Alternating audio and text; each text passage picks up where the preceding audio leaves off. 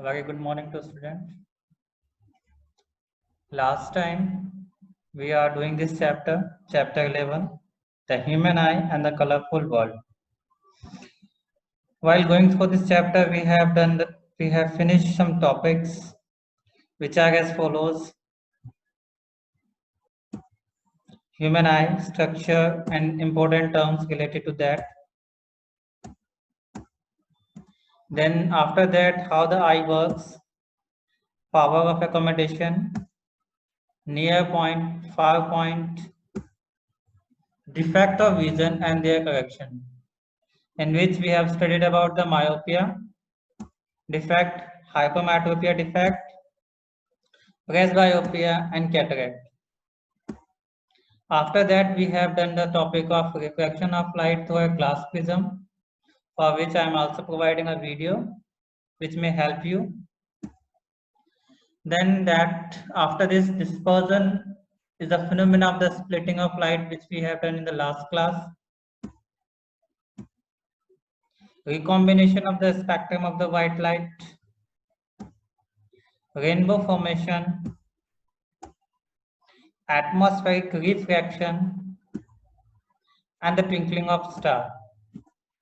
And the last topic we have done in this topic is the advanced sunrise and delayed sunset. Now we are moving to the next topic, and this is scattering of light. What is the meaning of scattering? A simple meaning of scattering can be judged with a simple example that you all know that you play the carom board. In that game, there is a striker which you, when incident strike on the number of coins, black or white, whatever is given there, then it will start scattering. They move in a random direction. There is no specific direction in which they are moving. You just hit at one point and they will scatter out. So there is a topic, scattering of light, means the scattering of light is means by the process in which when the light is incident on a certain surface, it will scatter or it will show its path. Before that, we just go through the topic which we have studied in class 9, that is Tyndall effect.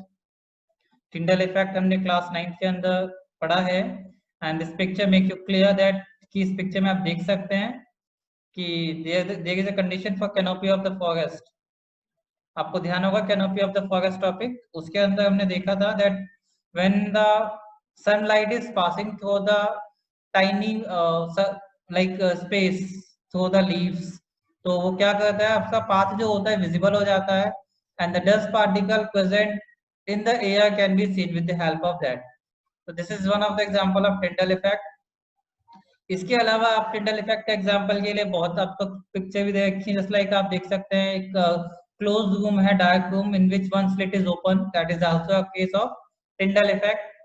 Solutions के भी कुछ example आपको यहाँ पे दिए गए हैं, तो just go through this definition.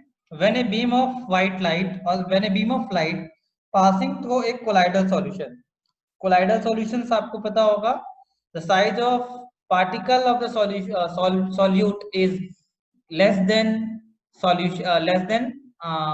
suspension but greater than the solution. Two solution वाले cases के अंदर हमने पढ़ा होगा in chemistry कि there are the particles which are greater in size than the two solution size homogeneous mixture जो होता है but lesser than that of suspension, that are called colloidal solution or colloidal particles. तो colloidal solution जो होता है, when the light beam is passing through a colloidal solution, the path of the light become visible. Just remember, the path of the light become visible due to the scattering of light by the colloidal particle, and this is known as Tyndall effect.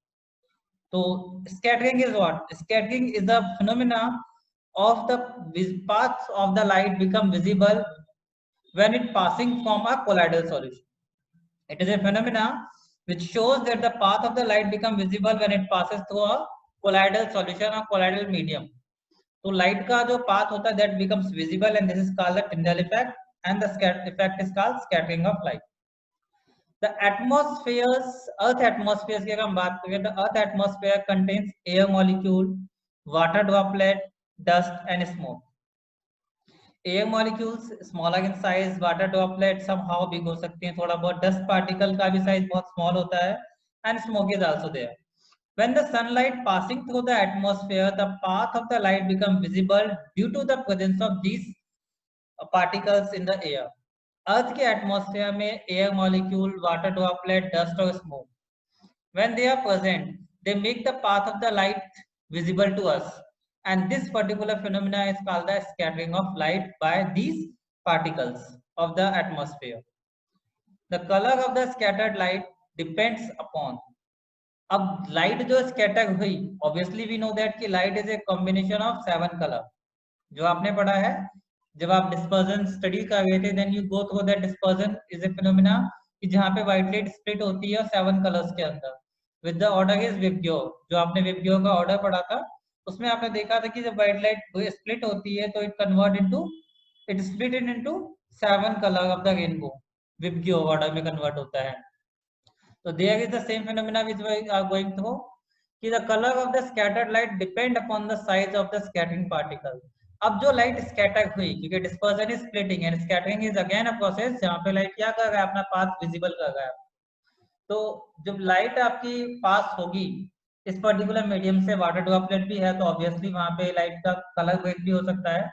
And the colour of the scattered light depend upon the size of the scattering particle. अब किस colour की light आपका scatter हो गई है, means किस colour की light का पाथ आपको विजिबल हो जाएगा, it depend upon the size of the scattering particle. ये डिपेंड किस पे करता है, साइज ऑफ स्कैटरिंग पार्टिकल पे. मीन्स कि जिस जगह से वो स्कैटर हो रहा है, जिस पर्टिकुलर लेयर में वो स्कैटर हुआ है, वहां पे जो पार्टिकल्स प्रेजेंट होंगे उनका साइज क्या है.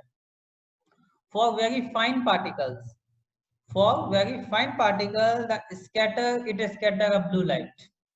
जब पार्टिकल का साइज बहुत फाइन हो जाएगा तो जो लाइट आपकी स्कैटर होगी that is blue in colour. Blue आप नॉर्मली यहाँ पे ब्लू लाइट आप मतलब आपने सिग्निफाई किया है, मैक्सिमम बुक्स में आपको यही मिलेगा, बट एक्चुअली अगर हम ऑर्डर वाइज देखें तो violet, indigo and blue, the 3 colours are nearly merging.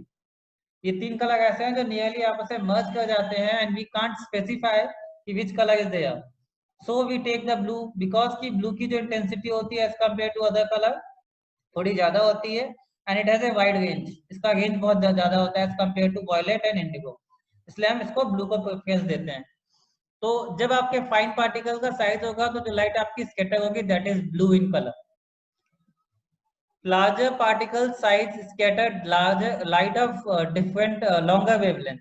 जब पार्टिकल का साइज बड़ा हो जाता है just like smoke, dust, then the light of red color will scatter. क्यों होगी? Because it has a longer wavelength. तो यहाँ पे ध्यान रखिएगा, if you are taking the particle of smaller in size, then smaller wavelength की light scatter होगी, and when the size of the particle is big, the light of longer wavelength will be scattering. Moving to the next page. This is the example of Tyndall effect. Now the phenomena is there. Why the color of the clear sky blue? Just see the first figure. Clear sky का जो clear sky जो होती है वो blue आपको क्यों दिखाई देती है? इसका सिंपल सा रीजन क्या हो सकता है? The fine particle in the atmosphere have size smaller than the wavelength of visible light. Particles जो atmosphere में present है, if the size of the particle is very less than the wavelength of the visible light. Wavelength of visible light क्या होती है? Wavelength of visible light is actually a electromagnetic spectrum का एक substitution part होता है, एक part है जिसको हम visible light कहते हैं, and that is of the range of 400 to 600 nanometre. ये इसकी एक रेंज है, 400 to 600 नैनोमीटर की आपकी एक रेंज है. उस रेंज के अंदर जो आपके लाइट्स आती है उसकी जो वेवलेंथ होती है उसको हम क्या कहते हैं? उसको हम कहते हैं कि that is called visible light. तो ये विजिबल लाइट की एक रेंज है 400 से 600 की. उसमें अगर कोई लाइट आपकी फॉलन होती है जो कि एक्चुअली क्या है, कॉम्बिनेशन ऑफ 7 कलर, एकदम व्हाइट लाइट कह देते हैं, वो इसी विजिबल लाइट की स्पेक्ट्रम के पैटर्न के अंदर आती है. They can scatter blue light which has shorter wavelength. इसमें एक लाइट ऐसी है जिसको हम ब्लू लाइट में कंसीडर कर रहे हैं, which is again wider range, as compare to violet and indigo, तो ये सुपर इम्पोज कर जाती है दोनों पे। And it has a shorter wavelength, इसकी वेवलेंथ क्या होती है, शॉर्ट होती है, मतलब ये लॉन्ग डिस्टेंस ट्रेवल नहीं कर सकती, but it has a wider view. इसका एरिया जो होता है ग्रेटर होता है, बट इसकी वेवलेंथ जो होती है शॉर्ट होती है। So since it is a shorter in wavelength, therefore ये क्या करेगी, जो स्मॉल पार्टिकल्स होंगे उसके थ्रू स्कैटर होगी। सो when the size of the particle is fine or very small in the atmosphere, then the light of the shorter wavelength will be scattered. Similarly, when the size of the particle is becoming big in size, then the light of longer wavelength, जो कि क्या है आपकी red light है, spectrum के अंदर, sorry जो आपने डिस्पर्जन का फिनोमेना पढ़ा था उसमें जब व्हाइट लाइट डिस्पर्स होती है, तो दो बॉर्ड आपके कॉर्नर पे कलर आपको मिले थे, red colour and violet colour. तो अब हम रेड कलर की बात कर रहे हैं, जो कि सबसे ऊपर आपको मिला था। रेड कलर की अगर हम बात करें तो रेड कलर की स्कैटरिंग जो होती है वो स्मॉल होती है, तो वो यहाँ पे दिखाई गई, because scattering is very small. Scattering जो होती है वो वहां पे हम देखेंगे तो वहां पे लॉन्गर वेवलेंथ होता है, इसलिए वहां पे बिग पार्टिकल उसको स्कैटर करते हैं, and it gives a colour of red light because it's a longer wavelength. तो यहाँ पे आपको दिया भी गया है, when the sunlight passing through the atmosphere, the fine particle of the atmosphere scatter the blue color more strongly than the red color। जब दिन के टाइम होता है, आफ्टरनून का टाइम होता है, हम क्या क्या देते हैं, मॉर्निंग का टाइम होता है, सनलाइट जो होती है passing through the earth atmosphere, क्योंकि अपर एटमॉस्फेयर में फाइन पार्टिकल होते हैं, अपर एटमॉस्फेयर में फाइन पार्टिकल है। अगर मैं लोअर एटमॉस्फेयर की बात करूं या नियर बाय द हॉरिजन की बात करूं, तो हॉरिजन के नियर बाय जाने पे क्या होगा, जो हैवी डस्ट पार्टिकल होंगे या हैवी स्मोक पार्टिकल होंगे, दे कम्स डाउनवर्ड। आपको पता है जो चीज हैवी होती है वो डाउन साइड होती है, नीचे की तरफ शिफ्ट हो जाती है, तो लाइट से होती है ऊपर चली जाती है। तो when we see in the sky, जब हम स्काई में ऊपर की तरफ देखते हैं तो obviously there must be a light particle. जब पार्टिकल का साइज बहुत लाइट होगा तो वो किस कलर की लाइट को स्कैटर करेगा, light of shorter wavelength, that means blue in colour. That's why कि स्काई आपको कैसा दिखाई देगा, it appears the blue in colour more strongly as compared to the red। and if we talk about the condition कि जब sunrise होता है या सनसेट होता है तो सन के आसपास का एरिया आपको रेड दिखाई देता है। उसका एक सिंपल सा रीजन क्या है, when we see the sun at the time of rising or sunset, the sun is nearby the horizon level, और जब वो horizon level के क्लोज होगा तो वहां पे जो पार्टिकल प्रेजेंट होंगे वो डस्ट पार्टिकल होंगे, स्मोक पार्टिकल होंगे, the particle which is larger in size as compared to that of shorter particle। तो अब की बार वो जो लाइट स्कैटर करेगा वो लॉन्गर वेवलेंथ को स्कैटर करेगा, बिकॉज साइज इज बिग, तो ये बिग वेवलेंथ वाली लाइट को स्कैटर करेगा। एंड बिग वेवलेंथ वाली लाइट कौन सी है, रेड लाइट है। देयरफॉर जो सन के आसपास का रीजन होता है वो आपको कैसे दिखाई देता है, रेडिश दिखाई देता है। तो यहाँ पे आप देख सकते हैं, if the earth has no atmosphere, एक कंडीशन आपको और भी दी गई है कि अगर हम एज्यूम कर लें कि अर्थ का एटमॉस्फेयर है ही नहीं, if there is no atmosphere on earth, there would not be any scattering of light, light का scatter होना possible ही नहीं हो पाएगा, and the sky would appear as dark। अगर हमारे पास मीडियम कोई प्रेजेंट नहीं है, कोई एटमॉस्फेयर नहीं है, तो लाइट की स्कैटरिंग पॉसिबल नहीं होगी, and if it is not happening, then sky would appears to be dark. आपको कैसा लगेगा कि स्काई कैसा है आपका, डार्क है। The sky appears dark at very high altitude. Sky जो होती है जब हम बहुत ज्यादा हाइट से जाके देखते हैं तो हमें कैसे दिखाई देगी, ब्लैक दिखाई देगा, डार्क दिखाई देगा।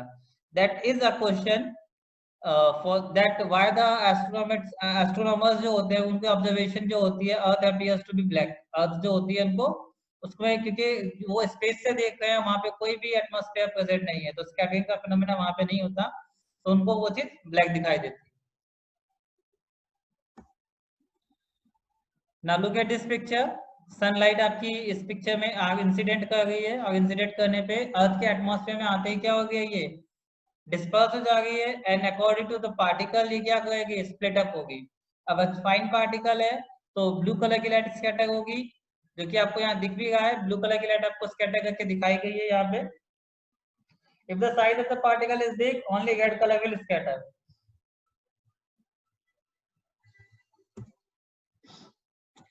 The colour of the sky at the time of sunrise and sunset. ये पर्टिकुलर केस आपको दिया गया है। When sun is just above the head, like हम कह सकते हैं जब सन जो होगा आपके जस्ट above होगा, उस पर्टिकुलर कंडीशन में आपने सन को ऊपर कंडीशन में दिखा रखा है यहाँ पे। एंड सेकंड का situation is there when sun is there by the horizon.